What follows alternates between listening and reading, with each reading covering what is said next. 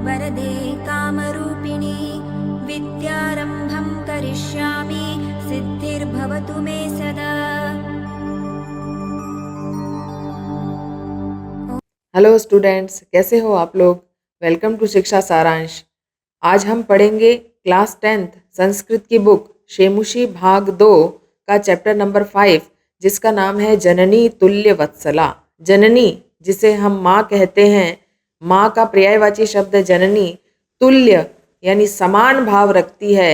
वत्सला यानी अपने सभी पुत्रों के अंदर जो प्रेम करती है, पुत्र पुत्रियों में, वो समान भाव से करती है। ये जो चैप्टर आपके कोर्स में लगाया गया है, इसका एक उद्देश्य है। ये पाठ परिचय हम थोड़ा सा पढ़ लेते हैं ताकि हमें पता चले। महाभारत की कथा से ये लिया गया है। तो महाभारत की कथा में अनेक ऐसे प्रसंग हैं। महाभारत की कथा में बहुत सारे ऐसे प्रसंग हैं जो आज के युग में भी उपादेय हैं। उपादेय, जिसे इजी लैंग्वेज में हम लोग उपयोगी कहते हैं। महाभारत के वन पर्व से ली गई यह कथा न केवल मनुष्यों अपितु सभी जीव जंतुओं के प्रति, महाभारत के वन पर्व से यह स्टोरी ली गई है और ये सिर्फ मनुष्यों के लिए समान दृष्टि पर बल नहीं देती। मनुष्यों के अलावा सभी प्राणियों के ऊपर भी हमें एक जैसा प्रेम रखना चाहिए, ऐसा इस पाठ का उद्देश्य है। और समाज में दुर्बल लोगों या जीवों के प्रति भी माँ की ममता प्रगाढ़ होती है। इस पाठ को पढ़ने से हमें ये समझ में आएगा।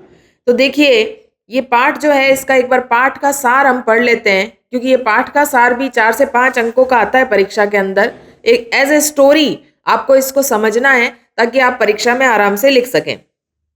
प्रस्तुत पाठ वेद व्यास। अब देखिए, हमारा जो सबसे बड़ा पौराणिक ग्रंथ है जिसका नाम है महाभारत, उसके रचयिता का नाम है वेद व्यास। तो वेद व्यास द्वारा रचित महाभारत ग्रंथ के वन पर्व से ली गई है। ये 3 चीजें इंपॉर्टेंट हैं कि रचयिता का नाम है वेद व्यास, बुक का नाम है महाभारत, ग्रंथ का नाम है, और उस महाभारत के अंदर 18 पर्व हैं। उसमें से एक पर्व है जिसका नाम है वन पर्व, वहां से ये ली गई है कहानी। एज ए छोटी सी स्टोरी है। महाभारत तो बहुत बड़ा एक ग्रंथ है जिसमें व्यास द्वारा यानी वेद व्यास द्वारा कौरव प्रधान धृतराष्ट्र, कौरवों के जो प्रधान जो थे वो कौन थे? धृतराष्ट्र थे। धृतराष्ट्र को यह समझाने का प्रयत्न किया गया है कि तुम पिता हो, कौरवों के पिता का नाम था धृतराष्ट्र, और तुम्हें अपने पुत्रों के साथ अपने भतीजों यानी पांडव, उनके भतीजे कौन थे? देखिए, महाभारत की कथा के बारे में हम सब जानते हैं। महाभारत में एक बहुत बड़ा युद्ध हुआ था, उसी के नाम पे हमारे ग्रंथ का नाम महाभारत रखा गया है। और ये जो ग्रंथ है ये 18 पर्वों में विभक्त हैं। इसमें बताया गया है धृतराष्ट्र जो कि कौरवों के पिता थे, उन्हें समझाने का प्रयास किया गया है कि आप अपने पुत्रों के प्रति जिस प्रकार का प्रेम रखते हैं, अपने भतीजों यानी पांडवों के हित का भी आपको ख्याल रखना है। प्रस्तुत प्रसंग इस चैप्टर के अंदर गाय के मातृत्व की चर्चा करते हुए गौ माता सुरभि और इंद्र के माध्यम से यह बताया गया है कि माता के लिए सब संतान बराबर होती है। देखिए, माँ के लिए सारे ही बच्चे बराबर होते हैं। उसके हृदय में अपनी संतानों के लिए समान स्नेह होता है। देखिए, ये चैप्टर हम शुरू करते हैं। एक किसान 2 बैलों से अपना खेत जोत रहा था। इमेज में आप देख सकते हैं कि 2 बैल हैं और किसान क्या कर रहा है? खेत जोत रहा है। तभी उसमें से एक दुर्बल बैल का अर्थ है कमजोर बैल, हल चलाने में और शीघ्र चलने में असमर्थ हो गया, यानी वो चल नहीं पा रहा था क्योंकि वो बहुत कमजोर था। पृथ्वी पर गिर पड़ता है तो किसान उसे उठाने का प्रयत्न करता है। भूमि पर गिरे हुए दुखित बैल यानी स्वयं के पुत्र को देखकर माता सुरभि की आंखों में आंसू बहने लगते हैं। अब ये माता सुरभि कौन है? देखिए, ऐसा माना जाता है कि सभी गाय और बैलों की जो माँ है उनका नाम है कामधेनु, और कामधेनु की पुत्री है सुरभि। और सुरभि जो है ये इन सभी इस पृथ्वी पर जितने भी गाय और बैल हैं उनकी माता मानी जाती है। जब माँ ने देखा कि उनका पुत्र यानी बैल जो है कमजोर होकर हल जोतते हुए धरती पर गिर गया है, उठ नहीं पा रहा है, उसकी उस कमजोरी को देखकर माता सुरभि की आंखों से, गौ माता सुरभि की आंखों से आंसू गिरने लगते हैं। इंद्र सुरभि से दुख का कारण पूछते हैं तो सुरभि बताती है कि क्या आप नहीं देख रहे, यह मेरा पुत्र किसान द्वारा पीड़ित किया जा रहा है। किसान लगातार उस बैल को उठाने का प्रयत्न कर रहा था, क्यों कि किसान को उससे काम लेना था, किसान को उस बैल से हल जोतवाना था, खुद का खेत जोतवाना था, तो किसान बार बार उसे उठाने की कोशिश कर रहा था। तो इंद्र कहते हैं कि हजारों पुत्रों की माता होते हुए भी इस दीन पुत्र के लिए तुम्हारा इतना स्नेह क्यों। देखिए, क्या सुरभि, गौ माता सुरभि के 1 या 2 या 3 या 4 बच्चे नहीं थे, जितने भी गाय और बैल इस धरती पर हैं, हजारों लाखों की संख्या में जितने गाय बैल हैं उन सब की माता है। तो इतने सारे पुत्र होते हुए भी एक कमजोर पुत्र को देख करके वो क्यों रोने लगी, ऐसा इंद्र ने पूछा माता सुरभि को। तो माता सुरभि ने क्या उत्तर दिया कि सभी संतानों के लिए माता समान स्नेह करने वाली होती है।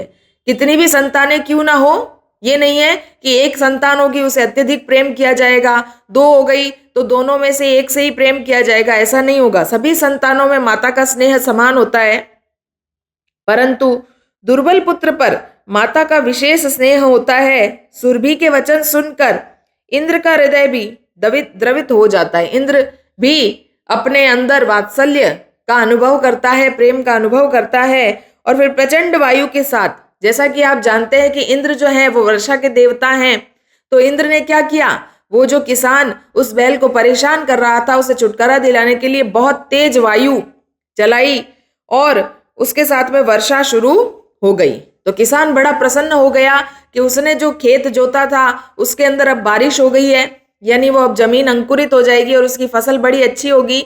उसने जैसे ही बारिश हुई बैलों को जोतना बंद किया, खेत को जोतना बंद किया और वो अपने घर पर आ गया। ये इस पाठ का सार था। तो चलिए हम पाठ परिचय संस्कृत के अनुसार शुरू करते हैं, बुक के अनुसार। पहला देखिए, पाठ परिचय में लिखा है प्रस्तुतो अयम पाठः।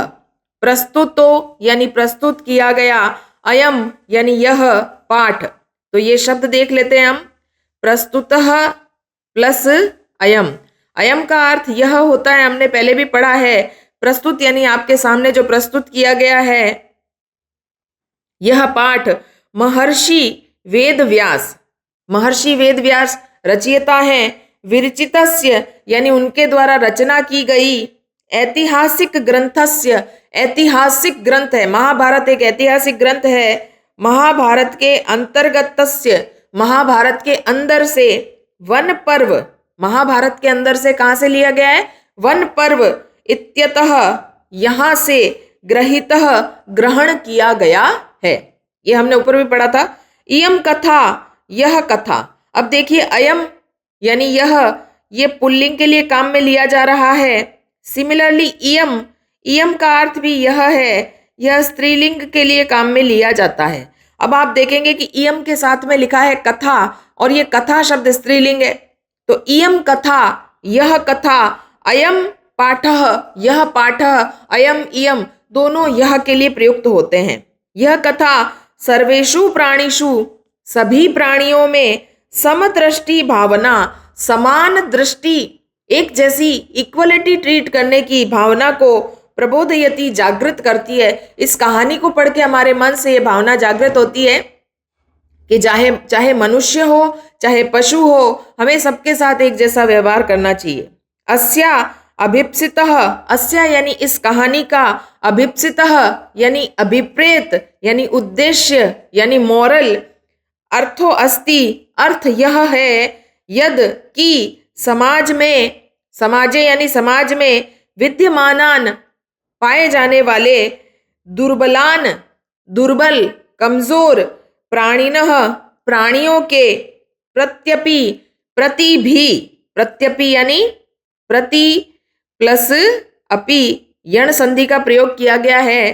प्रति का मतलब होता है की तरफ, भी, समाज में अगर कोई दुर्बल प्राणी है उसकी तरफ भी, मातु यानी माता का, वात्सल्यम यानी प्रेम, प्रकर्षणेव भवति, प्रकर्षणेव का मतलब अत्यधिक यानी थोड़ा ज्यादा, भवति यानी होता है।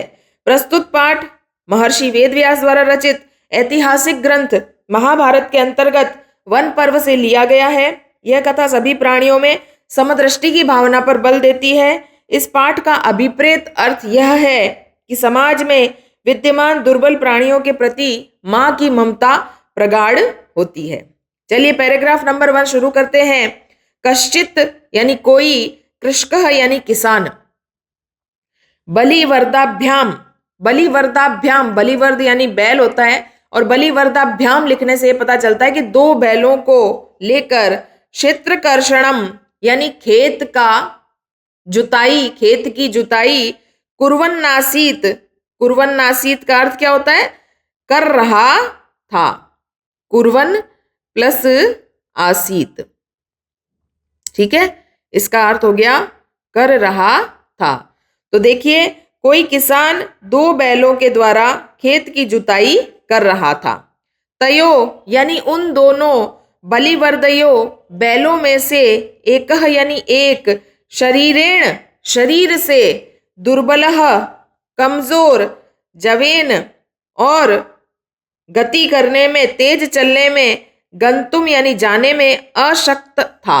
अब देखिए यहाँ पे एक शब्द आया है, इसके अंदर 3 शब्द मिले हुए हैं, इसको देख लेते हैं। गंतुम प्लस अशक्त प्लस आसीत, संधियों का प्रयोग किया गया है जिसको हम डिटेल में अभी पढ़ेंगे। गंतुम का अर्थ होता है जाने में, अशक्त का अर्थ होता है असमर्थ, और आसीत का अर्थ होता है था। तो जो 2 बैलों से किसान खेत जोत रहा था, उसमें से एक बैल, उन दोनों बैलों में से एक शरीर से कमजोर और तीव्र गति से चलने में असमर्थ था।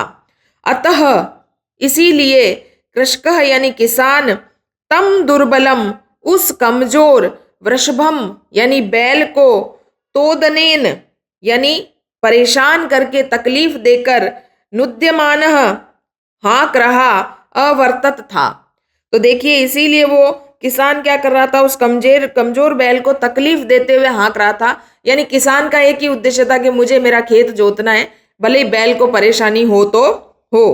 सह यानी वह, ऋषभः यानी बैल, वृषभः यानी बैल, हल मुढ़वा हल को ढोने में, गंतुम अशक्त और उसको लेकर चलने में, गंतुम अशक्त को शब्द को देख लेते हैं। गंतुम प्लस अशक्त, इसका अर्थ क्या हो गया? गंतुम यानी ले जाने में, अशक्त यानी असमर्थ था।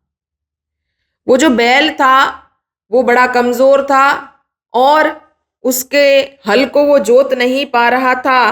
क्षेत्र यानी खेत में, पपात यानी गिर पड़ा। तो वो जो बैल जो था हल ढोकर चलने में असमर्थ होकर खेत में गिर गया। क्रुद्ध यानी क्रोधित होकर, कृषिवलः, कृषिवलः किसान का पर्यायवाची शब्द है। कृषिवलः यानी किसान को गुस्सा आया। तमुत्थापयितुम, इस शब्द के भी हम टुकड़े कर लेते ताकि हमें अच्छा समझ में आ जाए। तम प्लस उत्थापयितुम, उत्थापयितुम, तम यानी उसको, उसको किसको, किसान किसको उठाने की कोशिश कर रहा था? उठाने के लिए। तम उत्थापयितुम यानी उसको उठाने के लिए, बहुवारम यानी बार बार, यत्नम अकरोत प्रयत्न कर रहा था। किसान उसी बैल को बार बार उठाने की कोशिश कर रहा था। क्रोधित किसान ने उसको उठाने के लिए बहुत बार प्रयास किया। तथापि फिर भी, वृषः यानी बैल, नोत्थितः उठा नहीं, फिर भी बैल नहीं उठा। भूमो यानी भूमि पर, पतिते यानी गिरे हुए, स्वपुत्रम यानी अपने पुत्र को, दृष्टवा यानी देखकर, सर्वधेनुनाम मातु सभी गाय बैलों की माता, सुरभे यानी सुरभि के, नेत्राभ्याम अश्रुणी आंखों से आंसू, अविरासन गिरने लगे, बहने लगे। जब किसान बार बार उस कमजोर बैल को उठाने की कोशिश कर रहा था, अपना खेत जुतवाने की कोशिश कर रहा था, तो माता सुरभि ने जब ये देखा कि मेरे बच्चे को परेशान किया जा रहा है बैल को, तो उसकी आंखों से आंसू गिरने लगे। फिर भी बैल नहीं उठा। जमीन पर गिरे हुए अपने पुत्र को देखकर सब गायों की मां सुरभि की आंखों से आंसू आने लगे। सुरभे इमाम अवस्थाम, ये शब्द को भी देख लेते हैं। सुरभे, सुरभे प्लस इमाम प्लस अवस्थाम। सुरभे यानी सुरभि की, ये षष्ठी विभक्ति का शब्द है। सुरभि की, इमाम यानी इस, अवस्थाम यानी स्थिति को, अवस्था को, दृष्टवा यानी देखकर, सुरभि को इस प्रकार रोते हुए देखकर सुराधिपः, सुराधिपः, सुर प्लस अधिपः। अधिप का अर्थ क्या होता है? स्वामी। ठीक है, सुर यानी देवताओं के स्वामी। देवताओं के स्वामी कौन है भाई? देवताओं के राजा कौन है? इंद्र। सुराधिपः ताम अपृच्छत, ने, देवताओं के स्वामी इंद्र ने, ताम यानी सुरभि को, अपृच्छत यानी पूछा। क्या पूछा? अयि शुभे, अरे शुभ लक्षणों वाली सुरभि, शुभ लक्षणों वाली। शुभे ये उनकी विशेषता है। किमेवम किस लिए, रोदिशी रो रही हो, उच्चताम बोलो, इति यानी ऐसा। देवताओं के राजा इंद्र ने जब सुरभि माता को रोते हुए देखा तो उनसे जाकर पूछा कि हे शुभ लक्षणों वाली, ऐसा क्या दुख आया है जिसके कारण तुम रो रही हो? साच, और सुरभि ने क्या उत्तर दिया ये हम नेक्स्ट पैराग्राफ में पढ़ते हैं। ठीक है, सुरभि की इस अवस्था को देखकर देवताओं के राजा इंद्र ने उससे पूछा कि अरे शुभा, इस तरह क्यों रोती हो, बोलो। कठिन शब्दार्थ इस पाठ में, इस पैराग्राफ में आए हैं। कश्चित यानी कोई, कृषक यानी किसान, बलिवर्धाभ्याम यानी बैलों से, क्षेत्रकर्षणम यानी खेत जोतना, कुर्वन आसीत यानी कर रहा था, बलिवर्धयो यानी बैलों में, जवेन यानी तेजी से, गंतुम जाने या चलने में, अशक्त असमर्थ अवर्तत हो गया। ऋषभ का अर्थ होता है बैल, गंतुम अशक्त यानी चलने में असमर्थ, क्रुद्ध यानी क्रोधी, कृषि बल किसान को कहते हैं, पर्यायवाची है। बहुवारम यानी बार बार, बहुत बार, न उत्थितः नहीं उठा, भूमि यानी जमीन पर, पतिते यानी गिरने पर, सुरभे यानी सुरभि की, अविरासन यानी निकलने लगे। क्या निकलने लगे थे? हमने पैराग्राफ में पढ़ा था कि सुरभि की आंखों से आंसू निकलने लगे। सुराधिप किसे कहते हैं? हमने पढ़ लिया कि देवताओं के राजा इंद्र को कहते हैं। शुभे यानी शुभ लक्षणों वाली, किमेवम यानी क्यों इस प्रकार, उच्चताम यानी कहो। इस पैराग्राफ में जो संधि शब्द आए हैं उनका हम संधि विच्छेद भी कर लेते हैं और इसमें कौन सी संधि का प्रयोग किया गया है ये भी हम देख लेते हैं। तो देखिए, कह कश्चित शब्द है और कह प्लस चित हुआ है, विसर्ग के स्थान पे यहाँ पे स का प्रयोग किया गया है। इस संधि का नाम हमें लिखना होगा सत्व विसर्ग संधि। जहां पे भी विसर्ग के स्थान पे स का प्रयोग किया जाता है वहां सत्व विसर्ग संधि होती है। यत्नम अकरोत, देखिए अगर ध्यान से देखेंगे तो इसमें किसी भी प्रकार की कोई संधि का प्रयोग नहीं किया गया है। म में हलंत लगा है और उसके पीछे अ है, म और अ मिलकर पूरा म बन गए हैं। इस स्थिति को संयोग कहते हैं, जहां पे भी कोई वर्ण परिवर्तन नहीं होता। कुर्वन प्लस न प्लस आसीत, तो यहाँ पे क्या हुआ है? कुर्वनासीत, तो यहाँ पे भी कुछ भी संधि नहीं हुआ है, यहाँ पे संयोग हुआ है। तथा प्लस अपि, तथापि, दोनों जगह आ और अ थे, एक आ बच गया। आ की मात्रा आपको शब्द में अगर दिखाई देती है तो उसका नाम आपको क्या डालना है? दीर्घ संधि। गंतुम अशक्त आसीत, तो यहाँ देखिए गंतुम प्लस अशक्त, तो म में अ मिल गया और पूरा म बन गया। और यहाँ पे जो विसर्ग था उस विसर्ग के स्थान पे यहाँ पे श बन गया। तो यहाँ पे दो संधियां हुई है। एक संधि का नाम है सत्व विसर्ग संधि और च प्लस आसीत चासीत बन गया। तो वहां पे कौन सी संधि है? दीर्घ संधि। जहां पे भी आ की मात्रा दिखाई देती है वहां दीर्घ संधि का प्रयोग किया जाता है। अगला शब्द है नोत्थित। नोत्थितः, न प्लस उत्थित, अ और उ मिलकर ओ की मात्रा का निर्माण करते हैं। ऐसी संधि का नाम होता है गुण संधि। कुछ हिंट्स आपको साथ में मिलते रह रहे हैं, लेकिन फिर भी संधि के लिए एक सेपरेट टॉपिक बना दिया जाएगा वीडियो में। तम प्लस उत्थापितुम, तम उत्थापितुम, कोई संधि नहीं हुई, म और उ मिल गए हैं और मिलने की स्थिति को क्या कहते हैं? संयोग कहते हैं। नेत्राभ्याम अश्रुणी, यहाँ पे भी कुछ नहीं हुआ है, सिर्फ संयोग हुआ है, क्योंकि ये शब्द जो है आपस में मिल गए हैं। एक अलंत व्यंजन और उसके पीछे जो स्वर था वो दोनों आपस में मिल गए हैं। सुर प्लस अधीप, सुराधीप, यहाँ परिवर्तन हुआ है। आ की मात्रा दिखाई दे रही है और आ की मात्रा दिखाई देते ही हमें क्या नाम डालना होता है? दीर्घ संधि। ठीक है। ताम अप्रच्छत, म हलंत था और पीछे अ था, म और अ मिल गए हैं और यहाँ पे क्या हो गया है? संयोग हो गया है। सुरभे इमाम अवस्थाम, सुरभे, ठीक है, ये जो विसर्ग था उसके स्थान पे यहाँ पे र दिखाई दे रहा है, तो इसकी ऐसी स्थिति का नाम होता है रूत्व विसर्ग संधि। ठीक है। जहां पे भी विसर्ग के स्थान पे र बनता है, किमेवम, किम प्लस एवं, कोई संधि नहीं हुई है, यहाँ पे संयोग हुआ है। अब समास कौन से आए इस पैराग्राफ के अंदर देख लेते हैं।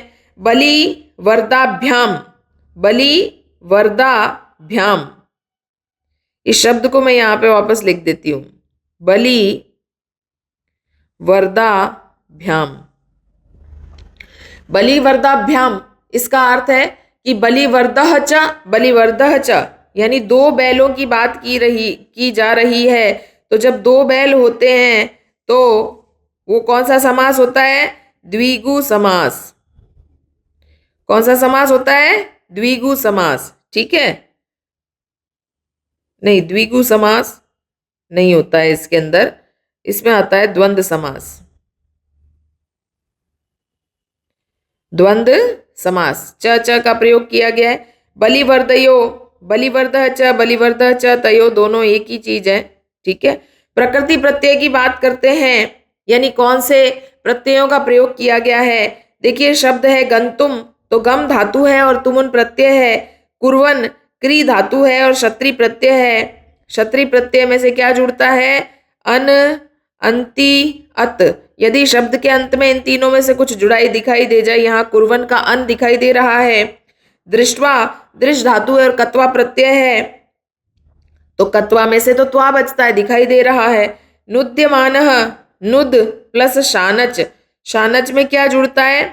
मानः, माना, मानम, या आनः, आना, आनम। तो नुद्यमान में मानः दिखाई दे रहा है।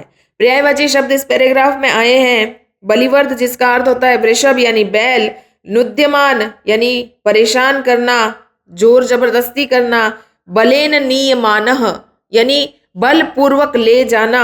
उच्चताम यानी बोलना। कथय यानी बोलना। वदत यानी कहना। दुर्बल और क्षीण और कमजोर एक ही पर्यायवाची है। हल मूढ़वा, हलम आदाय, हल उठाकर ले जाना। आविरासन यानी आ गए, निकल गए। अशक्त यानी असमर्थ। पपात यानी गिर गया। भूमो अपतत यानी भूमि पर गिर गया। अश्रुणी यानी आंखों से। अश्रुणी को क्या कहते हैं? नयन जलम, आंखों का जल। तोदनेन यानी कष्ट प्रदानेन, दुख देते हुए को कहते हैं तोदन करना। संस्कृत में कहते हैं दुख देने को तोदन। क्रुद्ध यानी कुपित यानी गुस्सा होना। नेत्राभ्याम यानी चक्षु। नयनाभ्याम। जवेन यानी तीव्र गत्या यानी तेज गति से। धेनुनाम को क्या कहते हैं? गवाम कहते हैं। भूमो पृथ्वी को कहते हैं। क्षेत्रकर्षणम, क्षेत्रस्य कर्षणम यानी खेत को जोतना। शुभे यानी कल्याण करने वाली। इस पैराग्राफ में कौन कौन से विलोम शब्द आए हैं? दुर्बल का ऑपोजिट होता है सबल। उच्चताम यानी बोलना। अनुच्चताम यानी नहीं बोलना। यत्नम यानी प्रयत्न करना। अयत्नम यानी प्रयत्न ना करना। स्वपुत्र यानी स्वयं का पुत्र। निज पुत्री यानी स्वयं की पुत्री। पुत्र का ऑपोजिट पुत्री होता है। अवस्थाम यानी स्थिति। दुरावस्थाम यानी बुरी स्थिति। बहुवारम यानी बहुत बार। एक वारम यानी एक बार। एकः अनेकः, एक का अनेक होता है। सुराधिपः देवताओं के राजा। नराधिपः मनुष्यों के राजा। देवताओं के राजा कौन है? इंद्र है। और मनुष्यों के राजा तो एरिया वाइज होते हैं, हमें पता ही है, पहले हुआ करते थे, अब तो राजा सिस्टम ही खत्म हो गया। पपात, पपात यानी गिरा। उत्थितः यानी उठा। अशक्त यानी कमजोर और शक्त यानी जिसमें ताकत हो। ये सब करने इसलिए जरूरी है क्योंकि परीक्षा जो है वो इसी हिसाब से पूछी जाएगी। पैराग्राफ के अंदर से शब्द उठा के पूछा जाएगा, फिर आप सोचेंगे कि ये प्रश्न कहाँ से आ गया, इसीलिए हमने इसको डिटेल में पढ़ा। चलिए तो हम स्टोरी की तरफ वापस चलते हैं। स्टोरी में ये बताया गया था कि 2 बैलों में से एक बैल कमजोर होने के कारण गिर पड़ा था और माता सुरभि को उसे देखकर आंसू निकल गए थे। तो जब इंद्र ने कारण पूछा तो माता सुरभि ने क्या बताया, ये कारण यहां बताया गया है। विनिपातो यानी विनाश, विनिपातो यानी विनाश, न यानी नहीं, वह यानी हमारा। वह का अर्थ क्या होता है, हमारा। यहां पे हमारा के लिए नहीं आया है, उसका। उसका किसका, बैल का। यहां पे माता सुरभि बोल रही है इंद्र भगवान को कि वो क्यों रो रही है। विनिपातो नह वह कश्चित, कश्चित यानी कोई, दृश्यते यानी देखता है, त्रिदशाधिपः ये इंद्र का पर्यायवाची है। त्रिदशाधिप इंद्र का पर्यायवाची है। ठीक है, इंद्र को देवताओं का राजा कहा जाता है और ऐसा माना जाता है कि ये 33 देवताओं का स्वामी है, इसीलिए 33 को त्रिदश कहते हैं। और त्रिदशाधिप, त्रिदश प्लस अधिप, त्रिदशः, त्रिदश प्लस अधिप। अधिप का अर्थ क्या होता है, राजा, मालिक, स्वामी। त्रिदश का अर्थ क्या होता है, 33। तो देखिए यहां पे बताया गया है कि विनाश नहीं हमारा, कश्चित यानी कोई देखता है। इंद्र हमारा विनाश कोई नहीं देखता। जब हम कष्ट में होते हैं तो हमारी तरफ कोई ध्यान नहीं देता। इसी के साथ में हम अन्वय कर लेते हैं। तो देखिए क्रिया को हमें अंत में लाना पड़ता है अन्वय करते समय। तो देखिए वह यानी हमारा, विनिपातो यानी विनाश, हमारा विनाश, कश्चित यानी कोई, न यानी नहीं, दृश्यते देखता, हे इंद्र हमारा विनाश कोई नहीं देखता, हमारा विनाश कोई नहीं देखता महाराज इंद्र। अहम यानी मैं, तू यानी तो, पुत्रम यानी पुत्र के बारे में, शोचामी यानी सोच करके, तेन उसी कारण से, रोदिमी रो रही हूं। माता सुरभि ने बताया कि मैं क्यों रो रही हूं, क्योंकि जब हम विनाश के मुख पर होते हैं, हमें कोई कष्ट दे रहा होता है, उस तरफ हमारा ध्यान बिल्कुल नहीं जाता। बैल का कमजोरी की तरफ किसान का ध्यान नहीं जा रहा है। ये सोच करके, ये दुख देख करके, पुत्र के दुख को महसूस करके, तेन रोदिमी मैं रो रही हूं, कौशिक यानी हे इंद्र। यहाँ इंद्र के 2 पर्यायवाची शब्द आए हैं, एक है त्रिदशाधिप और एक है कौशिक। कौशिक भी इंद्र का ही पर्यायवाची शब्द है। आपको परीक्षा में अगर ये श्लोक आ जाएगा तो आपको नीचे जो यथा निर्देश उत्तर है उसमें ये पूछा जा सकता है कि इसमें से इंद्र के पर्यायवाची शब्द छांटिए। तो त्रिदशाधिप और कौशिक दोनों ही इंद्र के पर्यायवाची शब्द हैं। सरलार्थ क्या है, हमारा विनाश कोई नहीं देखता महाराज इंद्र, मैं तो पुत्र का दुख करती हूं, उसी दुख से रोती हूं, हे कौशिक, हे देवताओं के राजा इंद्र। तो माता सुरभि ने कारण बताया कि वो किस प्रकार किस रो रही थी, कारण क्या था। ठीक है, अन्वय के अंदर यही होगा। देखिए अहम तो पुत्रम शोचामी, मैं तो पुत्र का शोक कर रही हूं, कौशिक यानी इंद्र, तेन रोदिमी उसी कारण से मैं रो रही हूं। ये भी क्रिया है, ये भी क्रिया है, 2 क्रियाएं हो रही है। पहले शोक मना रही है, फिर रो रही है। इसी कारण से शोचामी को पहले लिया है और रोदिमी को बाद में लिया है। शब्दार्थ इस पे श्लोक में आए थे। विनिपातो यानी विनाश, नाश, टूटा हुआ या पतन। न का अर्थ होता है नहीं, वह यानी हमारा, कश्चित यानी कोई, दृश्यते यानी दिखाई देता है, त्रिदशाधिप देवताओं के राजा, मैंने बताया आपको 33 देवताओं के राजा इंद्र, अहम यानी मैं, तू यानी तो, पुत्रम यानी पुत्र को, शोचामी यानी दुख करती हूँ, तेन यानी उससे, रोदमी रोती हूँ, कौशिक देवताओं के राजा इंद्र। इसी श्लोक के अंदर जो संधि विच्छेद आए हैं वो कौन कौन से हैं।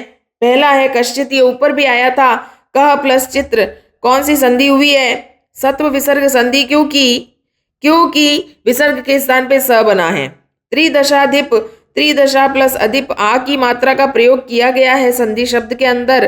कौन सी संधि बोली जाएगी, दीर्घ संधि बोली जाएगी।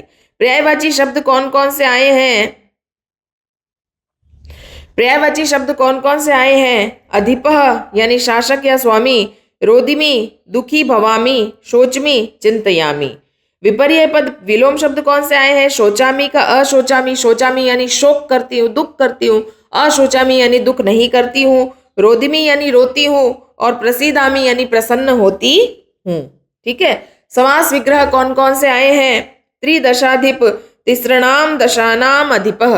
मैंने आपको बता दिया था कौन सी ये समास कौन सा है। समास का नाम है द्विगु समास। ठीक है। और 33 देवताओं के स्वामी, ये बहुव्रीहि के अंदर भी जाएगा, क्योंकि किसी एक विशेष भगवान की बात की जाती है तो उसका समास का नाम होता है बहुव्रीहि समास। तीसरा पैराग्राफ हम शुरू करते हैं। इंद्र को ये पता चल गया कि माता सुरभि क्यों रो रही है। भो वासव, माता सुरभि आगे कंटिन्यू करते हुए कहती है कि भो वासव। अब वासव का अर्थ भी इंद्र है। वासव का अर्थ भी क्या है? इंद्र।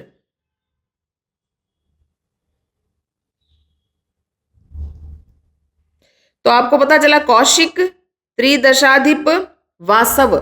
इस बुक के अंदर, इस चैप्टर के अंदर इंद्र के बहुत सारे पर्यायवाची शब्दों को प्रयोग किया गया है। वैसे आपको पता होगा कि कोई भी भगवान होते हैं उसके 1,008 नाम होते हैं। तो ये सारे इसी प्रकार से अलग अलग नाम दिए हुए हैं। भो यानी हे, वासव यानी इंद्र, पुत्रस्य यानी पुत्र की, दैन्यम दृष्टवा दयालु स्थिति देखकर, दीन दशा देखकर, अहम यानी मैं, रोदिमी यानी रो रही हूं। ऊपर श्लोक में भी माता सुरभि ने समझा दिया और एक्सप्लेनेशन देते हुए कह दिया कि मेरे पुत्र की दुखी दशा देखकर, दीन दशा देखकर मुझे रोना आ रहा है। सह दीनः, वह बहुत कमजोर है, दीन है। इति यानी ऐसा, जानन्नपि जान कर भी, जानन्नपि ये एक नया शब्द आया है, जानन प्लस अपि, जानते हुए भी। जानते हुए भी, किसान ये जानता है कि उसका बैल कमजोर है, ये जानते हुए भी कृषकः यानी किसान, तम यानी उसे यानी उस कमजोर बैल को, बहुधा यानी बहुत बार, पीड़यति पीड़ रहा है, परेशान कर रहा है। श्रह कृच्छेण भारम उद्वहति, वो बहुत ही कृच्छेण शब्द का अर्थ होता है कठिनाई से, भारम उद्वहति भार उठा रहा है। यानी वो जो बैल है वो बड़ा कमजोर है, उससे भार नहीं उठाया जा रहा है, पर किसान बार बार उसे परेशान कर रहा है, उसे मार रहा है, उसे उठाने का प्रयत्न कर रहा है इतने कमजोरी में भी, तो बड़ी मुश्किल से भार उठा रहा है। इतरम इव, इस प्रकार से दूसरा, जैसे दूसरों के समान भी, वह धुरम यानी जुए को। यहाँ एक शब्द आया है जिस शब्द का नाम है धुरम। धुरम का अर्थ क्या होता है? जुए को। जुए क्या होता है? देखिए, खेतों में जो बैल जोतने के लिए जो हल होता है ना, उसकी लकड़ी जो होती है वो बैलों के कंधे पर रखी जाती है, और बैलों को क्या करना होता है, उसके पीछे जो हल बना हुआ रहता है उसे खींच कर ले जाना रहता है। तो वो जो धुरम है, यहाँ धुरम शब्द का अर्थ होता है जुआ। जुआ यानी जो हल है वो, वोढुम यानी उठाने में, सह यानी वह कौन? कमजोर बैल, न यानी नहीं, शक्नोती यानी उठा नहीं सकता। तो इस प्रकार से जब किसान को ये पता है कि वो कमजोर बैल उस हल को नहीं उठा सकता, एतत भवान, एतत यानी ऐसा, भवान यानी आप, पश्यति न देख नहीं रहे क्या? आप भी देख रहे हैं और मैं भी देख रही हूँ। दोनों कहाँ से देख रहे हैं? स्वर्गलोक से नीचे धरती पर देख रहे हैं कि उनके पुत्र पुत्री कैसे हैं। तो सुरभि माता ने बताया कि देखिए, ये मेरा पुत्र इतना कमजोर है, फिर भी किसान उस पर अत्याचार कर रहा है। इति ऐसा, प्रत्यवोचत, प्रति प्लस उवोचत, उवोचत यानी कहा, प्रति यानी की तरफ, इंद्र की तरफ इशारा करके माता सुरभि ने ये कह दिया, सब कुछ कह दिया। ठीक है। तो इंद्र भगवान ने क्या कहा? भद्रे यानी हे भद्र महिला। देखिए, पहले जमाने में मैंने आपको लास्ट जो 4th चैप्टर पढ़ाया था उसमें भी बताया था कि पहले जमाने में बड़ा सम्मान दिया जाता था एक दूसरे को, है ना, आर्य कहा जाता था, भद्र कहा जाता था, जेंटलमैन रेस्पेक्ट दिया जाता था। तो भद्रे नूनम यानी निश्चित रूप से मुझे ये दिखाई दे रहा है, पर सहस्त्राधिकेशु, सहस्त्र यानी हजार, सहस्त्र का अर्थ क्या होता है, हजार, सहस्त्र प्लस अधिकेशु, हजार से भी ज्यादा, हजार से भी ज्यादा, पुत्रेशु पुत्र होने पर, सत्यपि होने पर भी, तब यानी तुम, अस्मिन एव इस प्रकार से, एतादृशम इस प्रकार का, वात्सल्यम इसी पर, अस्मिन एव का मतलब क्या होता है, इसी पुत्र पर, इसी पुत्र पर, इसी पुत्र पर ऐसा वात्सल्यम यानी प्रेम, कथम कैसे। इंद्र भगवान पूछ रहे हैं कि सुरभि माता, आपके कोई 1 2 3 4 तो पुत्र है नहीं, हजारों बैल और गाय जो इस धरती पर है वो सारे ही आपके पुत्र हैं, है ना, लेकिन आप इसी के ऊपर क्यों स्नेह कर रही हो, सारे पुत्र पुत्री हमारे लिए तो समान होते हैं। इति यानी ऐसा, इंद्रेण यानी इंद्र द्वारा, पृष्ठा पूछा गया, सुरभि यानी सुरभि माता ने, प्रत्योवोचत उत्तर दिया। अब आगे जो उत्तर दिया वो नेक्स्ट पैराग्राफ में आएगा, तो देखिए इसको सरलार्थ हम एक बार पढ़ लेते हैं। हे इंद्र, पुत्र का दुख देखकर मैं रोती हूँ, वह दुर्बल है, लाचार है, यह जानते हुए भी वह किसान उसको कमजोर बैल को बहुत पीड़ित कर रहा है, वह कठिनाई या तंगी से भार उठाता है, दूसरों के सामने, दूसरों के समान धुरी यानी जुए को, जुए यानी गाड़ी का वह भाग जो बैलों के कंधे पर रखा जाता है, उसको ढोने में वह असमर्थ था, यह आप नहीं देखते। इस तरह माता सुरभि ने उत्तर दिया। तो इंद्र ने कहा कि हे गायों की देवी, निश्चित रूप से हजारों से अधिक पुत्र होने पर भी तुम्हारा इसी में ऐसी ममता क्यों है। इस प्रकार इंद्र के पूछे जाने पर सुरभि ने क्या उत्तर दिया, ये नेक्स्ट पैराग्राफ में आता है। इससे पहले थोड़ी सी ग्रामेटिकल बातें कर लेते हैं। वासव इंद्र को कहते हैं, दैन्यम दीनता को कहते हैं, रोदिमी रोती हो को कहते हैं, दीन यानी दुखी, जानन अपी जानता हुआ भी, बहुधा अनेक बार, कृच्छेण कठिनाई से, उद्वहती उठाता है, इतरम एव यानी दूसरे की तरह, वोढ़ुम यानी उठाने में, प्रत्यवोचत यानी उत्तर में बोली, सहस्त्राधिकेशु सहस्त्र यानी हजारों से भी ज्यादा, सत्सु यानी होने पर भी, वात्सल्यम प्रेम को कहते हैं, कथम यानी को क्यों, पृष्ठा यानी पूछी गई। संधि विच्छेद इस पैराग्राफ में जो आए हैं वो हम पढ़ लेते हैं। जानन प्लस अपी, जानन अपी, जहां पे भी डबल न आता है उस संधि का नाम हमें डालना होता है नत्व संधि। सहस्त्र अधिकेशु आ की मात्रा दिखाई दे रही है, आ की मात्रा कौन सी संधि में आती है, दीर्घ संधि के अंदर आती है। भारम उद्वहती, भारम प्लस उत, उत की जगह यहाँ द हो गया है, तो यहाँ पे जशत्व संधि है और संयोग है, दोनों चीजों का प्रयोग किया गया है। यहाँ पे तो है संयोग,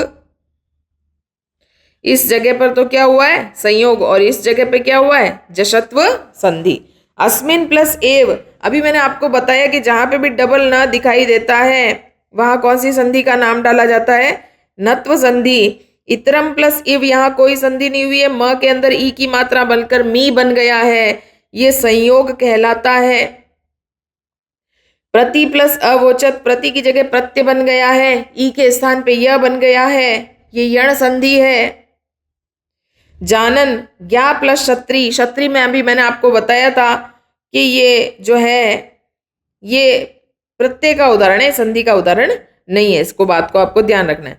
समास विग्रह की बात करते हैं, सहस्त्राधिकेशु, सहस्त्रात् अधिकम तेषु, तो यहाँ पे कौन सा समास किया गया है, यहाँ पे किया गया है द्विगु समास। और स्पेशल की बात करें तो यहाँ क्या माना जाएगा, बहुब्रीहि समास। दोनों के अंदर ये शब्द जा सकता है। प्रकृति प्रत्यय की बात करें कौन सी है, तो देखिए वोढ़ु वह धातु है, और तुमुन, संस्कृत में वह का अर्थ होता है भार उठाना, ठीक है। वोढ़ु में तुमुन प्रत्यय है, तुम में से डू बचा है। पृष्ठा पृच्छ धातु है, कत और टाप प्रत्यय है, टाप में से आ की मात्रा बचती है, यहाँ लास्ट में आ की मात्रा लगी हुई है। दृष्टवा, दृष्ट प्लस कत्वा, कत्वा में से त्वा बचता है जो वहां ट्वा बन गया है, दृष्टवा। पर्यायवाची शब्द कौन से आए हैं, वासव यानी देवराज यानी इंद्र, कृच्छेण यानी कठिनाई से, वात्सल्य यानी स्नेह या प्रेम, दृष्टवा यानी अवलोक्य या वीक्ष्य देखकर, वोढुम यानी वाहनाय योग्यम वहन करने योग्य, सहस्त्रम यानी 10,000, ठीक है ना, हंड्रेड्स इंटू 10 इक्वल्स टू 1000। तो यह क्या कहा, 10,000, 10 को 100 से गुणा करो, ठीक है।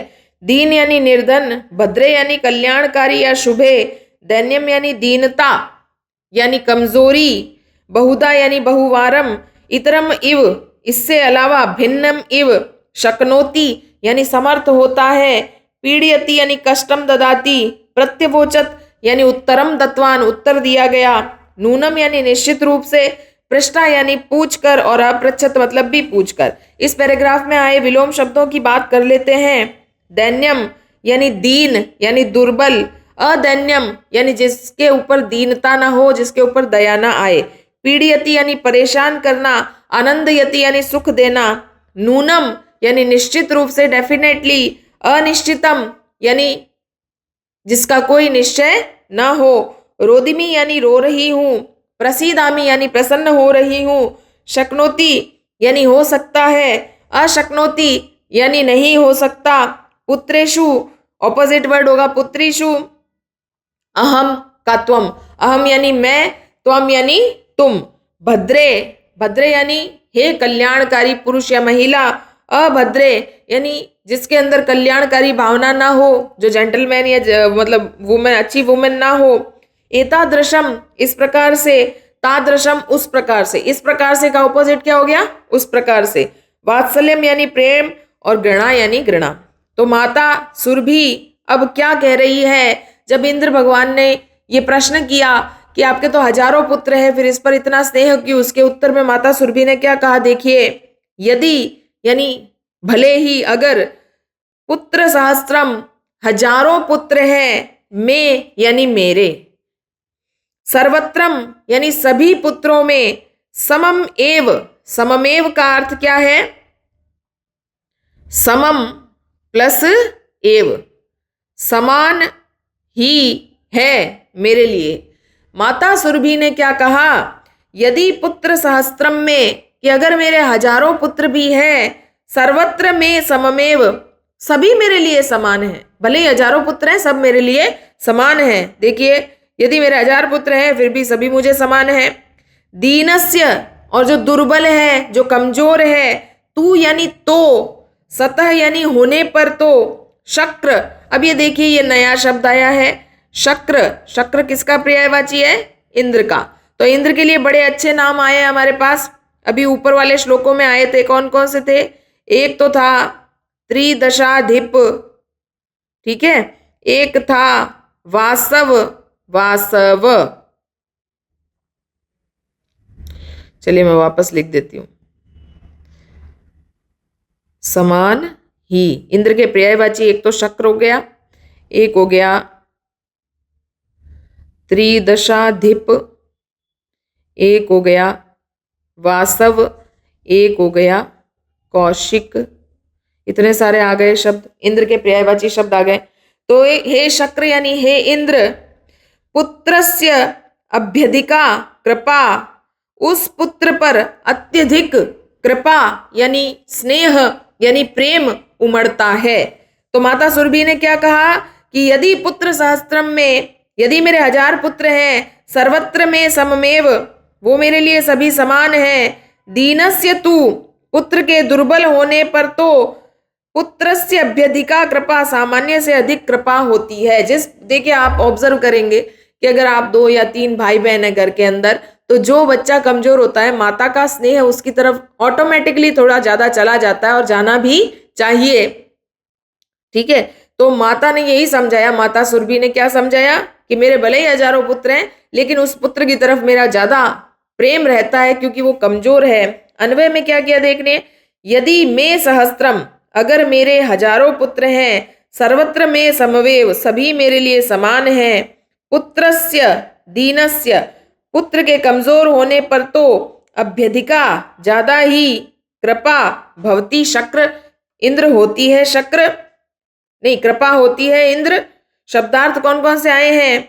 यदि का मतलब यदि होता है, पुत्र सहस्त्रम हजार पुत्र, में यानी मेरी, सर्वत्र यानी सभी, सममेव यानी समान ही, में का अर्थ होता है मेरी, दीनस्य दुर्बल यानी पीड़ित, तू का अर्थ होता है तो, सतह यानी अनंत, शक्र देवताओं के राजा इंद्र की बात की हमने, 3 शब्द आ चुके हैं उनके लिए। पुत्रस्य अभ्यधिका, पुत्रस्य प्लस अभ्यधिका, पुत्र के अभ्यधिका यानी सामान्य से अधिक कृपा होती है। संधि विच्छेद इस श्लोक के अंदर आए हैं। सममेव, यहाँ पे क्या हुआ है? समम प्लस एव, म में ए जुड़ गया है, कुछ भी नहीं हुआ है। ऐसी स्थिति को हम क्या कहते हैं? संयोग कहते हैं। पुत्रस्य अभ्यधिका, अ और अ मिलकर आ बन गए हैं और ई के स्थान पे य बन गया है, तो 2 संधियां हुई है। इस स्थान पर तो कौन सी संधि हुई है? दीर्घ संधि। देखिए कई बार एक ही जो शब्द होता है उसके अंदर 2-2 संधियां आती है, और इस स्थान पे कौन सी संधि हुई है? यण संधि। पर्यायवाची शब्द इसके अंदर कौन कौन से आए हैं? देखिए, में का अर्थ होता है मेरा, उसे मम भी कहते हैं, मह्यम भी कहते हैं। समम का अर्थ होता है समान, सह या साकम, साथ में। अधिका, अत्यधिका। पदानी, पर्याया। पर्यायवाची शब्द देखिए, कृपा का अर्थ होता है दया, शक्र का अर्थ होता है इंद्र, पुत्र को सुतस्य भी कहते हैं, ठीक है, दीनस्य को निर्धनस्य भी कहते हैं, सर्वत्र यानी परितः, चारों तरफ, सर्वत्र यानी सभी ओर, परितः यानी चारों ओर। यदि और यद्यपि एक ही शब्द होता है। विपर्यय पदानी यानी विलोम शब्द कौन कौन से आए हैं? में का अर्थ होता है मेरा, ते का अर्थ होता है तुम्हारा, दीनस्य, समृद्धस्य, दीनस्य यानी दया करने योग्य, कमजोर, और समृद्धस्य का अर्थ क्या होता है? जो भरा पूरा है। अधिका यानी ज्यादा, और न्यूना यानी कमजोर। और इसके अंदर श्लोक के अंदर समास कौन सा आया है? पुत्र सहस्त्रम, पुत्राणाम सहस्त्रम, षष्ठी विभक्ति का प्रयोग किया गया है। पुत्राणाम सहस्त्रम, तो पुत्रों की विशेषता है कि वो 1000 है। कौन सा समास का प्रयोग किया गया है? कर्मधारय समास। तो देखिए माता सुरभि ने स्पष्ट कर दिया, क्या कर दिया? कि कमजोर पुत्र की तरफ माता के प्रेम होता ही होता है। अब देखिए लास्ट पैराग्राफ में क्या हुआ? बहुनी अपत्यानी, यहाँ पे जो शब्द दिया गया है उसको हम समझ लेते हैं। बहुन्यपत्यानी का समास, ये संधि विच्छेद क्या होगा? बहुनी प्लस अपत्यानी। संस्कृत में अपत्यानी यानी संतान को कहते हैं। अपत्यानी बहुत सारी संतानें हो गई। बहुनी यानी बहुत सी संतानों में मेरी संतति प्रीति होनी चाहिए। सत्यम, माता सुरभि ने स्पष्ट किया कि भले ही मेरे 1000 पुत्र हैं, लेकिन जो कमजोर पुत्र होगा उसकी तरफ मेरा झुकाव ज्यादा होगा, ठीक है। तो मेरी बहुत सारी संतानें हैं, अनेक बच्चे हैं, ये बात एकदम सत्य है। तथा अपि अहम एतस्मिन्, तो फिर माता सुरभि ने क्या कहा? इस शब्द को टुकड़े करने पड़ेंगे। तथा प्लस अपि प्लस अहम प्लस एतस्मिन्। माता सुरभि ने क्या कहा?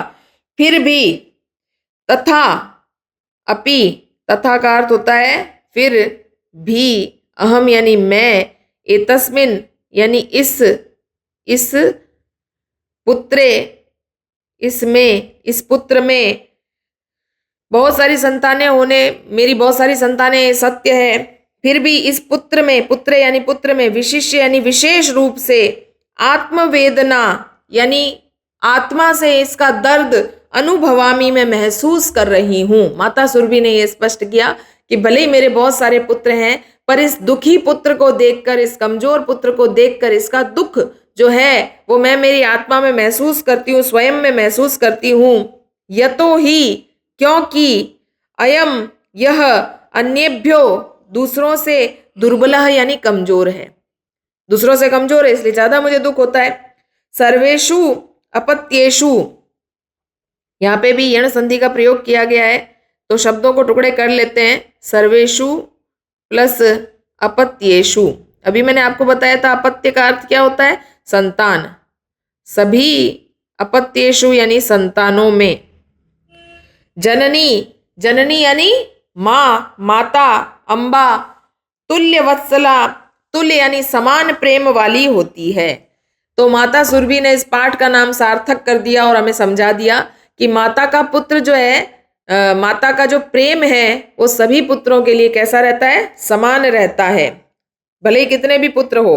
तथापि फिर भी दुर्बले सुते, दुर्बल होने पर, अगर उनमें से कोई दुर्बल है, मातु यानी माता, अभ्याधिका अधिक कृपा, माता का अधिक कृपा यानी माता का अधिक ध्यान, माता का अधिक प्रेम, सहजेव सहज ही, मतलब नेचुरली हो जाता है, इति ऐसा माँ ने समझा दिया, माता सुरभि ने इंद्र देवता को कि देखिए भले ही मेरे हजारों पुत्र हैं, लेकिन उस दुर्बल पुत्र के प्रति मेरी ज्यादा सांत्वना होती है, और ये किसी के कहने से नहीं होती है, ये सहज ही हो जाती है।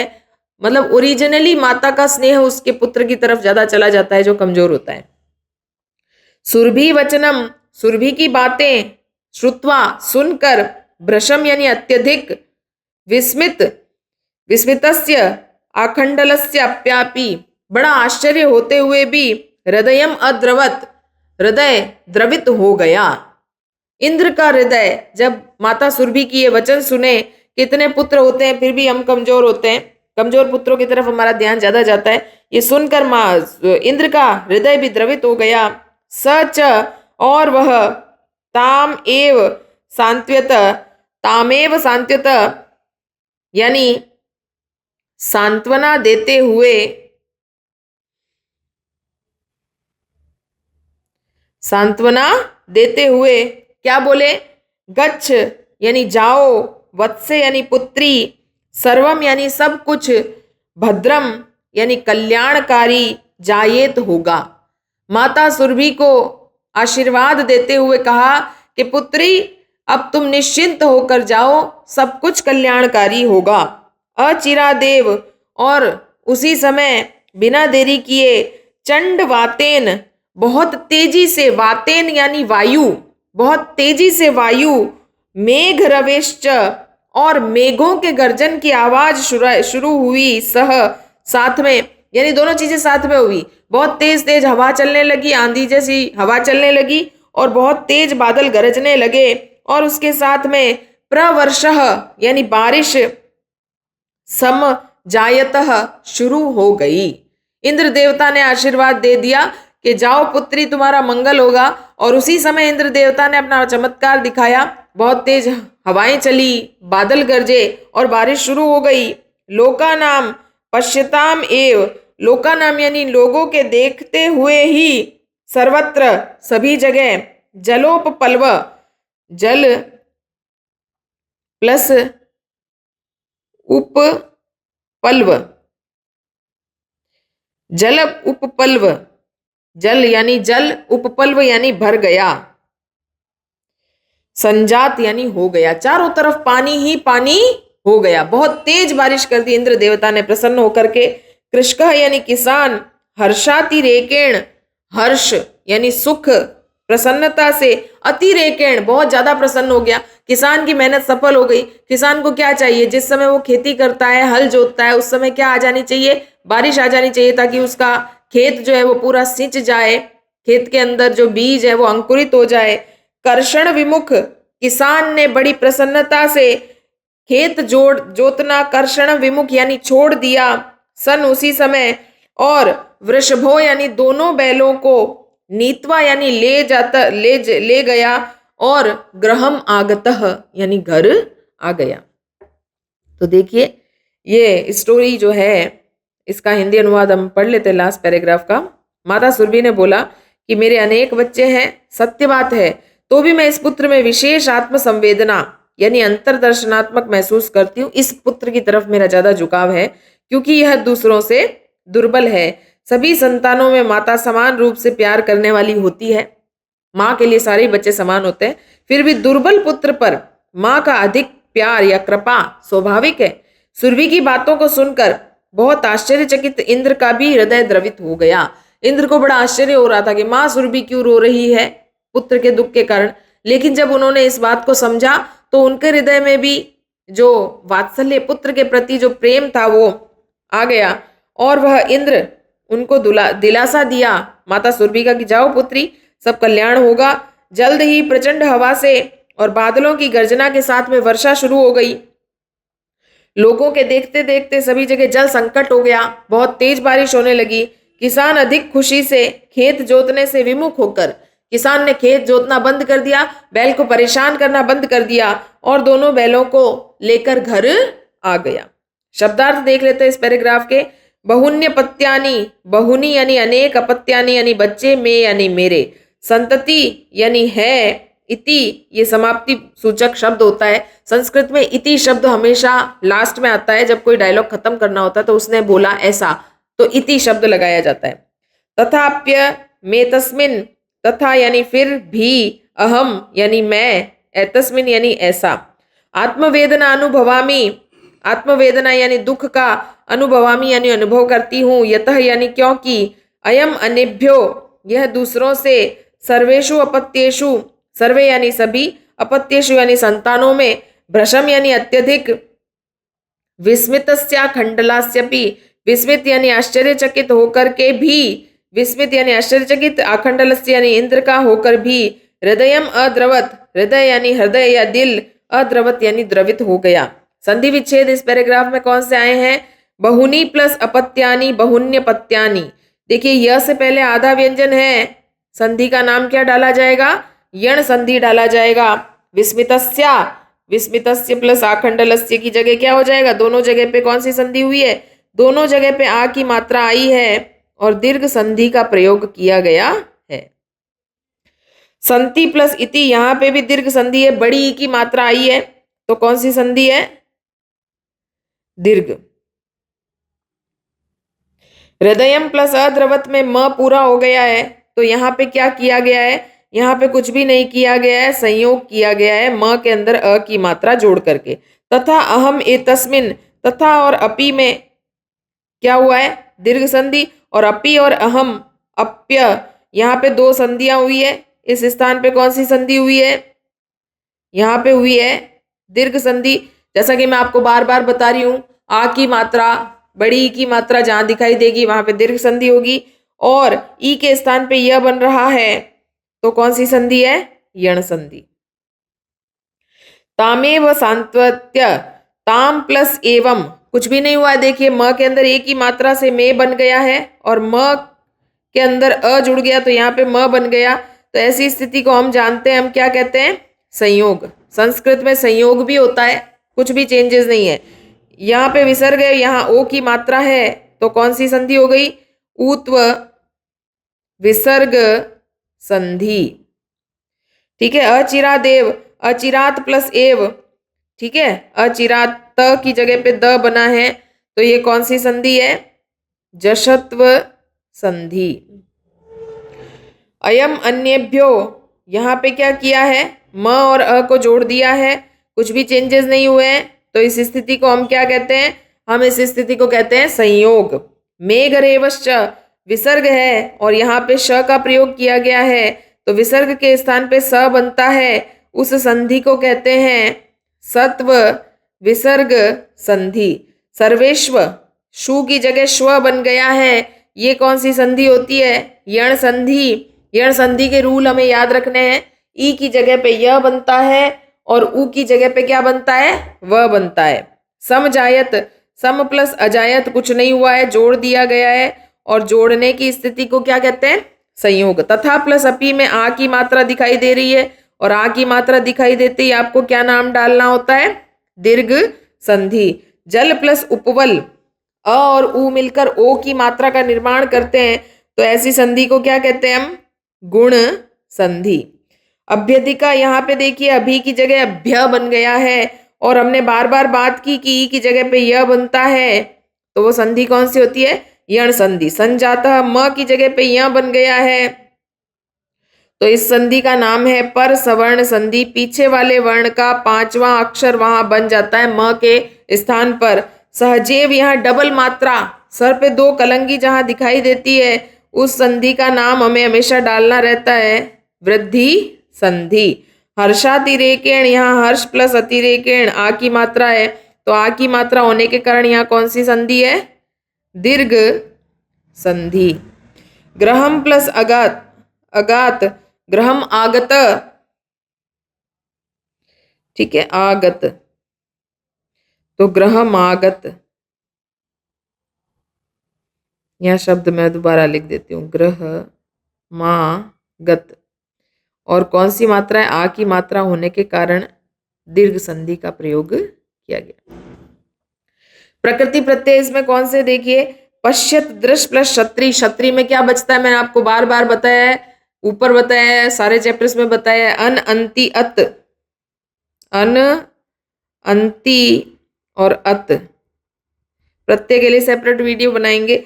विशिष्य वी प्लस शिश प्लस ल्यप, ल्यप के कारण य बचा है लास्ट में। संजातः सन प्लस जन प्लस कत, कत प्रत्यय का त जुड़ा है। नीत्वा नी प्लस कत्वा है। श्रुत्वा श्रु प्लस कत्वा है। पर्यायवाची शब्द कौन कौन से आए पैराग्राफ में? बहुनी, अत्यधिक यानी बहुत ज्यादा। विस्मित, आश्चर्यचकित यानी आश्चर्यचकित होना। हर्षातिरेकेण, अत्यधिक प्रसन्नतया, बहुत ज्यादा प्रसन्न होना। विशेष यानी विशेष। कर्णाभिमुख, कर्षण विमुख यानी कर्षण कर्मण विमुख, खेत जोतना छोड़कर। प्रवर्ष यानी वर्षा या वृष्टि या बारिश। अपत्यानि यानी संततयः यानी संताने। त्रिदशाधिप, त्रिदशानाम अधित्वः, ये मैंने आपको बताया इंद्र का पर्यायवाची है। इसका अर्थ है कि 33 करोड़ देवी देवताओं के सबसे बड़े राजा, जिनको हम कहते हैं एक्चुअली में 33 देवता होते हैं, 33 करोड़ नहीं होते हैं। मेघ, कोटि, कोटि शब्द होता है ना, कोटि यानी प्रकार भी होता है। मेघ रवे, मेघस्य गर्जनेन, बादलों का गर्जना। जननी को हम माता कहते हैं। तोदनेन यानी प्रदानेन, ठीक है। चंडवातेन, वेग युता वायुना, बहुत तेजी से वायु चलना। चंड यानी बहुत तेजी से, प्रचंड। तुल्य यानी समान। अभिघ्नताम, मारयंत, किसी को मारना, परेशान करना। जलोपप्लव यानी जल की स्थिति, जिसमें बाढ़ जैसी स्थिति हो जाए, बहुत ज्यादा जलस्य विपत्ति। वत्सला यानी प्रेम। संजात यानी अभवम। वेदनाम यानी पीड़ा। सुत, पुत्र या तनय कहलाता है। सहसाकम, दोनों का अर्थ होता है साथ में। वृषभो यानी बैल, दो बैल, जिसको वृषो या बलि वर्दो भी कहते हैं। तुल्य वत्सला यानी समान स्नेह युक्ता, एक जैसा प्यार करने वाली। सर्वतः यानी चारों तरफ। परितः मतलब चारों तरफ। अगात यानी अगच्छत यानी गया। भ्रशम यानी अत्यधिक। मातु यानी जननी या जनन्या। अचिरात यानी शीघ्रम। पैराग्राफ में आए विलोम शब्द कौन कौन से हैं? बहुनी यानी बहुत ज्यादा। न्यूनानी मतलब बहुत कम, ऑपोजिट वर्ड्स चल रहे हैं। अचिरात यानी बिना देरी किए, और चिरात यानी देरी से। विस्मित, आश्चर्यचकित होना। अविस्मित यानी आश्चर्यचकित ना होना। सत्यम यानी सत्य। असत्यम यानी झूठ। विमुख यानी उससे मुंह मोड़ लेना, और सम्मुख यानी किसी के सामने फेस करना उसको। भद्रम, अभद्रम, ऊपर भी आया था। भद्र का अर्थ क्या होता है? जेंटलमैन को भद्र कहते हैं, और अभद्रम जिसके अंदर मनुष्योचित गुण ना हो उसे अभद्र कहा जाता था। विशेष यानी विशेष रूप से। अविशेष यानी अविशेष। सर्वत्र यानी सभी स्थानों पर, और एकत्र एक स्थान पर। सर्वत्र एकस्मिन स्थाने। भ्रशम का अर्थ होता अत्यधिक। न्यूनम यानी कम। मातु का पिता। समास विग्रह कौन कौन से आए हैं इस पैराग्राफ के अंदर? आत्मवेदना, आत्मना वेदना। वेदना की विशेषता है कि वो आत्मा की है, तो ये विशेष विशेष्य भाव जो होता है, विशेषण विशेष्य, ये कर्मधारय समास में आता है। मेघ रवे, मेघा नाम रवे। शोर, किसका शोर? मेघों का शोर, ये भी कर्मधारय समास में आएगा। ठीक है। सुरभि वचनम, सुरभे वचनम, सुरभि के वचन। षष्ठी विभक्ति तत्पुरुष समास। तुल्य वत्सला, तुल्यम वात्सल्यम यस्या सा। तुल्य वत्सला, ये किसी विशेष के लिए आ रहा है, तो ये किस में जाएगा? बहुब्रीहि समास। जलोपपल, जलस्य उपवल, षष्ठी विभक्ति का प्रयोग किया गया है, तो षष्ठी विभक्ति तत्पुरुष समास। चंडवातेन, चंडह वात। वात की विशेषता है कि वो बहुत प्रचंड थी, कौन सा समास हो गया? कर्मधारय, विशेषण की बात कर ली है। दुर्बले सुते, सुते यानी पुत्र। पुत्र की विशेषता है कि वो दुर्बल है, तो जहां पे भी विशेषण विशेष्य होता है वहां कौन सा समास होता है? कर्मधारय। हर्षस्य अतिकेर्ण, यहाँ पे षष्ठी विभक्ति का प्रयोग किया गया, तो नाम भी डालना है। षष्ठी विभक्ति तत्पुरुष समास। कर्णा, कर्षणात यानी पंचमी विभक्ति तत्पुरुष समास। मैं शॉर्ट में लिख रही हूं, आपको समझ जाना है। छठा नंबर श्लोक जो है वो लास्ट श्लोक जो है वो हम पढ़ लेते हैं। तो हमने देखा कि इंद्र भगवान ने किस प्रकार से बहुत तेज हवा चलाई, बादल गरजाए और बहुत तेज बारिश कर दी, जिससे किसान अपने घर चला गया और उसने बैल को परेशान करना बंद कर दिया। अंत में ये श्लोक दिया गया है, अपत्येषु यानी संतानों में, च यानी और, सर्वेषु यानी सभी, सभी संतानों में, जननी यानी माँ, तुल्य वत्सला यानी समान स्नेह करने वाली होती है। ये हमने पाठ में बार बार पढ़ा, आपको अच्छे से समझ में आ गया होगा कि सभी बच्चों में माता समान स्नेह देने वाली होती है। पुत्रे यानी पुत्र के, दीने यानी कमजोर होने पर, तो सा माता वह माता, कृपाद्र हृदया भवेत और भी कृपा पूर्वक हृदय वाली हो जाती, और दुर्बल पुत्र पर तो माता की कृपा संपूर्ण हृदय वाली होती है। अन्वय में आएगा, सर्वेषु अपत्येषु जननी तुल्य वत्सला च दीने पुत्रे तु स माता कृपार्द्र हृदया भवेत। माता की कृपा उस पर विशेष रूप से होती है।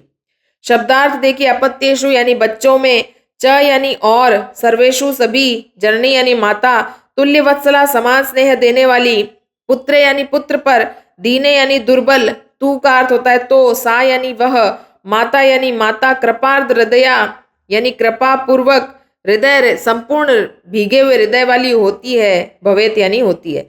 संधि विच्छेद इसमें एक शब्द आया है, कृपार्द्र हृदया, कृपा प्लस आर्द्र, कृपार्द्र, ठीक है, और यहाँ पे दीर्घ संधि का प्रयोग किया गया है।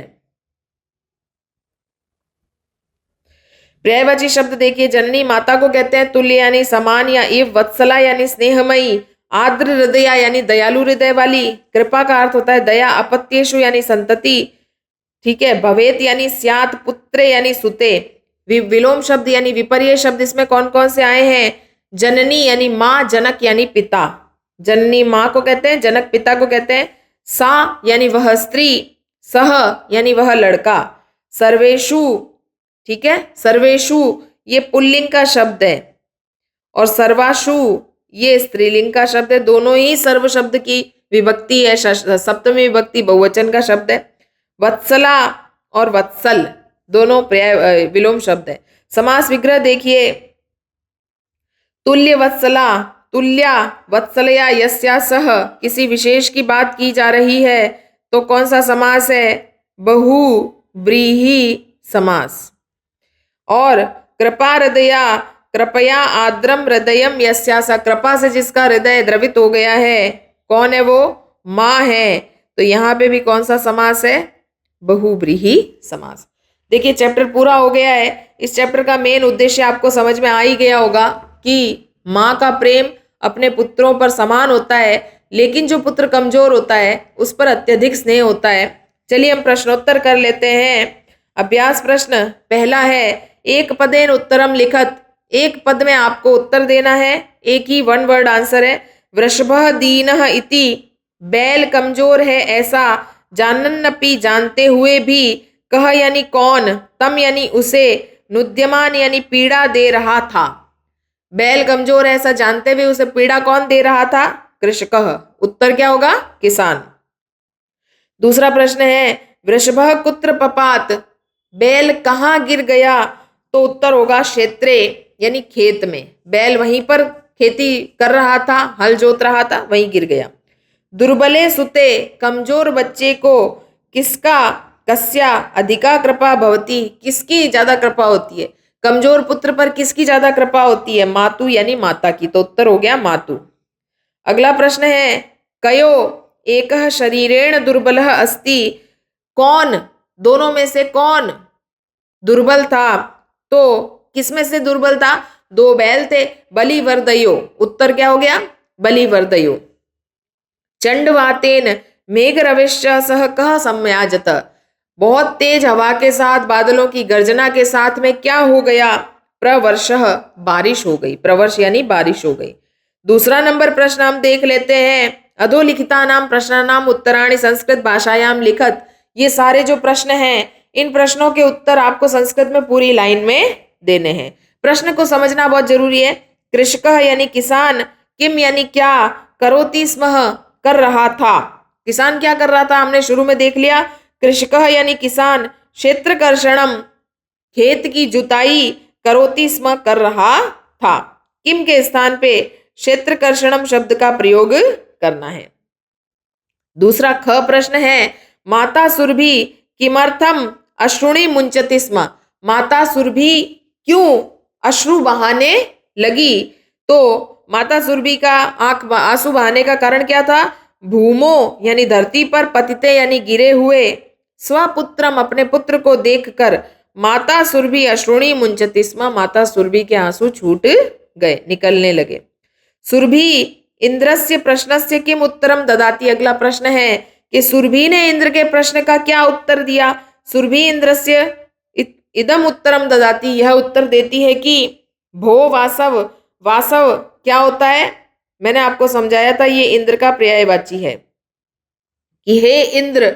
संस्कृत में भो का अर्थ क्या होता है, हे इंद्र, पुत्रस्य दैन्यम दृष्ट्वा,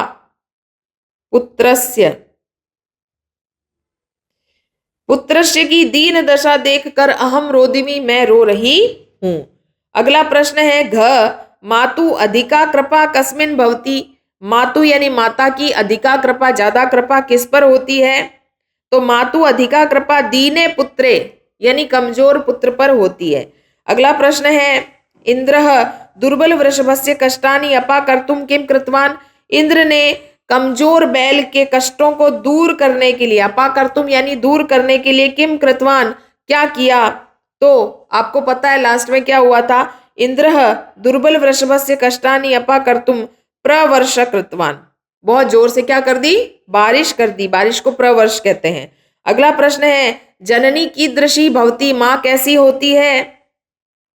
उत्तर है जननी सर्वेषु अपत्येषु, सभी पुत्रों में, तुल्य वत्सला समान प्रेम वाली, परंतु दीने पुत्रे जो कमजोर पुत्र है उस पर कृपा हृदया भवती, ज्यादा कृपा करने वाली होती है। अब 6 नंबर प्रश्न है पाठे अस्मिन कयो संवाद विद्यते। पाठ में किसका संवाद किया गया है, किन दो जनों का संवाद है। तो अस्मिन पाठे सुरभि और सुराधीप इंद्रयो। सुरभि कौन है, जो गायों की माता है, और सुराधीप यानी देवताओं के राजा इंद्र का संवाद दिया गया है। प्रश्न नंबर 3 समानार्थी शब्द है, पर्यायवाची शब्द जिनको मिलाना है। कृच्छेन, कृच्छेन का अर्थ क्या होता है, कठिनता से। चक्षुभ्याम, चक्षुभ्याम किसे कहते हैं, आंखों को, नेत्रों को। जवने, जवने यानी तेजी से, तो यहां पे क्या लिखा हुआ है, द्रुत गत्या। इंद्र, इंद्र का अर्थ क्या होता है, इंद्र को क्या कहते हैं, मैंने अभी आपको बताया, वासव भी कहते हैं। पुत्र, पुत्र के लिए यहाँ क्या शब्द आया है, सुता। शीघ्रम, शीघ्रम किसका, शीघ्रम का क्या होगा, अचिरम। और बलिवर्द का क्या होगा, वृषभ। देखिए यहाँ पे ये सारे सामने दिए हुए हैं। कृच्छेन का काठिन्यम, चक्षुषाम का नेत्राभ्याम, जवने यानी द्रुत गत्या तेजी से, इंद्र यानी वासव पर्यायवाची शब्द है। पुत्र को सुत भी कहते हैं। शीघ्र यानी अचिरम, बलिवर्द यानी वृषभ। 4था नंबर प्रश्न है स्थूल पदम आदृत्य प्रश्न निर्माणम कुरुत। अब आपको जो अंडरलाइन वाले वर्ड दिए हुए हैं उनके स्थान पर आपको प्रश्नवाचक शब्दों का प्रयोग करना है। पहला है क सह कृच्छेन भारम उद्वहति, वह कठिनाई से भार उठा रहा था। तो किससे उठा रहा था, कठिनाई से। तो किससे को संस्कृत में कहते हैं केन या कथम, जिसका हिंदी अर्थ आप क्या लिख सकते हैं, कैसे। ठीक है, कैसे भार उठा रहा था। बाकी लाइन एज इट इज लिखनी है और लास्ट में क्वेश्चन मार्क लगाना है आपको, ताकि पता चले कि ये प्रश्नवाचक शब्द है। दूसरा है ख सुराधिपः ताम अपृच्छत। सुराधिप कौन थे, सुराधिप यानी देवताओं के राजा ने उनसे पूछा। तो किसने, कह किसको कहते हैं, किसने उनसे पूछा। अयम अन्यभ्यो दुर्लभ, यह दूसरों से दुर्लभ है। अन्यभ्यो के स्थान पर क्या शब्द आएगा, केभ्य। देखिए किम एक शब्द होता है संस्कृत के अंदर जिसके 3 लिंग होते हैं। अगर आपने वो शब्द रूप याद कर लिया तो आपका प्रश्न निर्माण का 4 नंबर का टॉपिक पूरा हो जाता है। और उसको कैसे प्रयोग में लाना है इसको हम अलग से वीडियो में समझा देंगे। धेनुनाम माता सुरभि आसीत, गायों की माता सुरभि थी, तो किसकी माता सुरभि थी? गायों की, किनकी? कासाम शब्द आएगा स्त्रीलिंग किम शब्द का, षष्ठी बहुवचन। सहस्त्राधिकेषु पुत्रेषु सत्वपि सा दुखी आसीत, हजारों पुत्र होने पर भी वह दुखी थी। तो कति पुत्रेषु, कितने पुत्र होने पर? हजारों पुत्र होने पर। कति शब्द आएगा यहाँ, बाकी एज इट इज लाइन आएगी और लास्ट में क्वेश्चन मार्क आ जाएगा। 5वां नंबर प्रश्न हमें कह रहा है कि रेखांकित पदे यथास्थानम संधि विच्छेदम कुरुत, जहां जरूरत तो संधि विच्छेद कर लो, जहां जरूरत तो वह संधि कर लो। तो देखिए यहाँ पे कुर्वन प्लस आसीत, कुर्वनासीत बना है, ऊपर हम ये कर चुके हैं, और संधि का नाम तो बहुत जरूरी होता है, इसलिए मैं साथ साथ में करवाती जा रही हूँ। नत्व संधि है, यहाँ डबल न का प्रयोग किया गया है। दूसरा है तयोरेकः वृषभः दुर्लभः, यहाँ पे देखिए तयो विसर्ग है और विसर्ग के स्थान पे र का प्रयोग किया गया है, तो संधि का नाम क्या लिखा जाएगा? रूत्व विसर्ग संधि। अगला है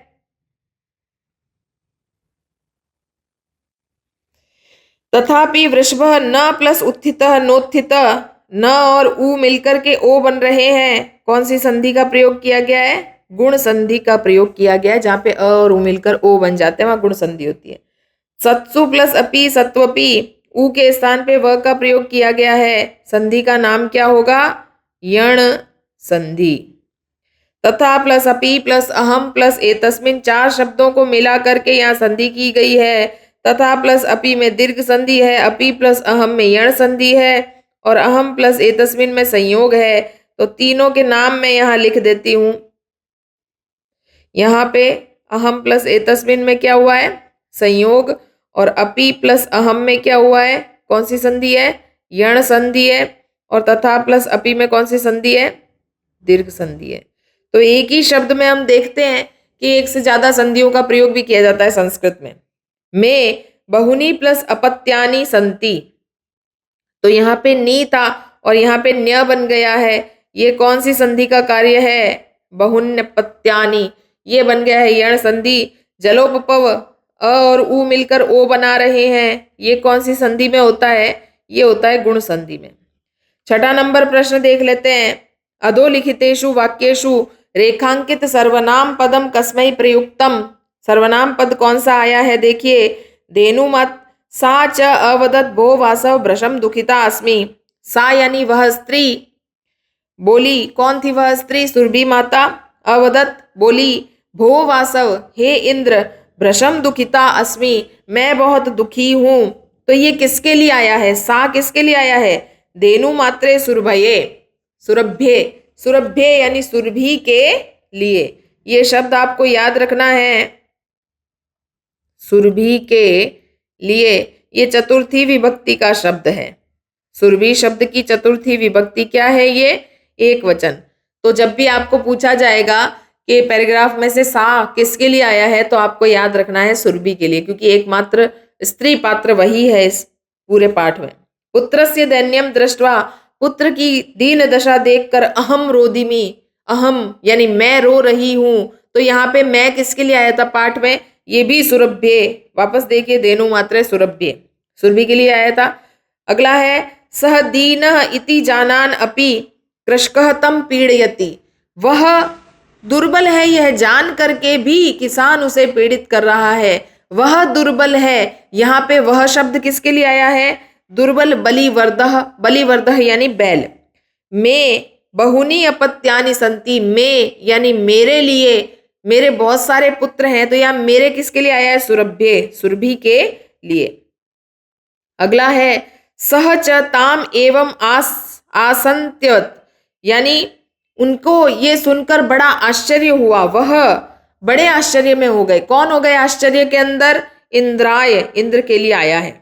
अगला है सहस्त्रेषु पुत्रेषु, हजारों पुत्रों के सत्स्वपि होने पर भी तब अस्मिन प्रीति अस्ति, तुम्हारी इसमें प्रीति क्यों है? ये किसने कहा था? इंद्र ने कहा था ना सुरभि को कि इतने सारे पुत्र पुत्री होते हुए भी इसी में प्रीति क्यों है? तब किसके लिए आया है? सुरभि के लिए आया है। अंतिम और लास्ट क्वेश्चन है 7वां नंबर प्रश्न। 7वां नंबर प्रश्न जो है, क स्तंभ पे विशेषण है और उस पे विशेष्य। विशेषण किसे कहते हैं? जो शब्द विशेषता सूचक होता है उसे विशेषण कहते हैं, और जिस शब्द की विशेषता बताई जाती है उसे विशेष्य कहते हैं। जैसे अपन बात करते हैं कि हरा पेन, तो पेन की विशेषता है कि वो हरा है, तो पेन तो हो गया विशेष्य और हरा रंग हो गया उसका विशेषण। तो यहाँ पे ऐसे शब्दों को हमें मैच करना है। कश्चित, कश्चित क्या था, पहला पाठ की पहली लाइन का पहला शब्द यही था। कश्चित क्या था, कृषकः, कोई क्या था भाई, किसान था। ठीक है। दुर्बलम, दुर्बल कौन था, कमजोर कौन था, तो दुर्बल था वृषभम, ये लिखा हुआ वृषभम यहाँ पे। क्रुद्ध, क्रोधी कौन था, गुस्सा किसको आ रहा था, किसान को, तो कृषिवलः। सहस्त्राधिकेषु, हजारों से भी ज्यादा क्या थे, पुत्र उसके, सुरभि माता के पुत्र। अत्यधिक, अभ्यधिका क्या थी, उसको क्या आई थी, बहुत ज्यादा क्या हुई थी, कृपा आई थी। विस्मित, विस्मित और आखंडल एक ही चीज होती है। और तुल्य वत्सला कौन थी, जननी। देखिए हमने इन सब को मैच कर दिया है और ये पाठ जो है ये पूरा हो गया है। 7वां नंबर प्रश्न के साथ ये पाठ पूरा हो गया है।